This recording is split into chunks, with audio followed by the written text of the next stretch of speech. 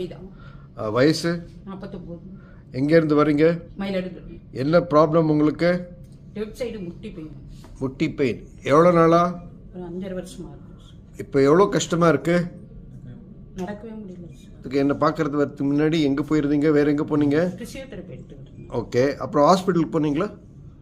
ஹாஸ்பிட்டலில் தான் சார். என்ன சொன்னாங்க? ஃபிசியோதெரப்பி எடுத்துக்கிட்டா சரியாக போகணும்னு சொன்னாங்க. ஆனால் பெயின் அதிகமாக. சர்ஜரி தான் சொன்னாங்க. எங்கே? கங்கா ஹாஸ்பிட்டல், கோயம்புத்தூரா? கோயம்புத்தூர். ரொம்ப தேஞ்சிருக்குன்னு சொன்னாங்களா? ஆமாம் சார். சரி, உங்களுக்கு ஏன் அதை பண்ணிக்கல நீங்கள்? பயமாக இருந்தது. பயம் இருந்தது. நிறைய பேர் பண்ணிக்கிறாங்களே. இல்லை, எனக்கு பயமாக இருந்தது. அதனால் பண்ணிக்கல, வேணான்ட்டு. சர்ஜரி இல்லாமல் வேறு ஏதாவது செய்யலாம் அப்படின்னு. சரி, இப்போ நீங்கள் இன்னைக்கு தான் இதுதான் உங்கள் நிலைமை. சரி, நடந்து காட்டுங்க பார்ப்போம். அந்த பக்கம் நடங்க. இப்போ நல்லா நீட்டுறமா 2 நாள்ல எப்படி நீட்டுறா மடக்கிறேன்னு எனக்கு தெரியவே இல்லை. ஆச்சரியமா இருக்கு.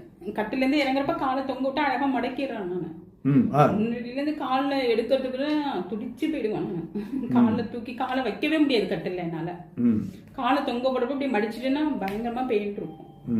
லைட்டாக யாராவது இடிச்சுட்டாங்கன்னா இந்த முட்டியில கரண்ட் அடிக்கிற மாதிரி அவ்வளோ ஒரு பெயின் இருக்கும் சார் எனக்கு. இப்போ அதெல்லாம் இல்லை எனக்கு 2 நாளாக. நம்பல ஆச்சரியமா இருக்கு எனக்கு.